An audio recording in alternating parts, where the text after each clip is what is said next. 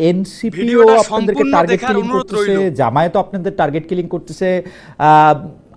আপনাদের তো এখন আওয়ামী লীগ ছাড়া কোনো বন্ধু নাই দেখি আমি। না না, আওয়ামী লীগ আমাদের কোনোভাবে বন্ধু না। জনাব নাসিরউদ্দিন, আপনি বয়সে তরুণ, আপনি যদি 2000 পরবর্তী বিএনপির রাজনীতি আপনি বিশ্লেষণ করেন, আপনি দেখবেন যে বিএনপি একমাত্র সমালোচনার জায়গা ছিল বিএনপির সাথে জামায়াতের বন্ধুত্ব। বহুবার বলা হয়েছে যে বিএনপি যাতে জামায়াতকে ত্যাগ করে, বিএনপি যাতে জামায়াতের সাথে সংস্রব না রাখে, অনেকে অনেকভাবে বলেছেন। বিএনপি কিন্তু সেটা করে নাই, বরং বিএনপি জামায়াতকে 2টা গুরুত্বপূর্ণ মন্ত্রিত্ব দিয়েছে।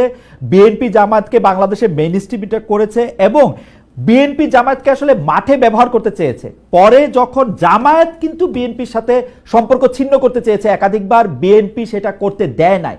এখন বিএনপি যখন মনে করছে যে সে আওয়ামী লীগ নাই, মাঠে পাওয়ারে আসতে পারবে, খুবই মজা হবে তাদের, তখন সে আবার জামায়াতকে অস্বীকার করতেছে। বিএনপি, আপনার কাছে মনে হয় না জামায়াতের সাথে বিএনপির এই আচরণটা সম্পূর্ণ স্বার্থবাদী আচরণ?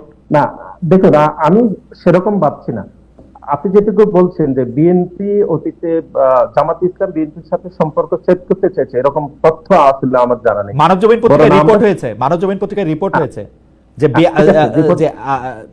যে জামাত আসলে বিএনপিকে ছাড়তে চায় না, বরং আন্দোলনমুখী পরবর্তী সময় যে একটি সরকার গঠিত হয়েছিল, সেই সরকারের অংশীদারিত্বের ভিত্তিতে সে সরকার পরিচালিত হয়েছিল এবং এটি আন্দোলনের পরবর্তী সময় একটি সরকার আমরা দেখেছি। এবং গত 15-16 বছর ধরে বাংলাদেশে যে গণতান্ত্রিক আন্দোলনগুলো হয়েছে, বিশেষ করে 2014 সালে যে বিনা ভোটের নির্বাচন, 2018 সালে নিশিরাতের নির্বাচন এবং 2024 সালে যে আমি দামি নির্বাচন হয়েছিল, সেই নির্বাচনগুলোতে কিন্তু বাংলাদেশ জাতীয়তাবাদী দলকে এককভাবে কিন্তু আন্দোলন সংগ্রাম করতে হয়েছিল।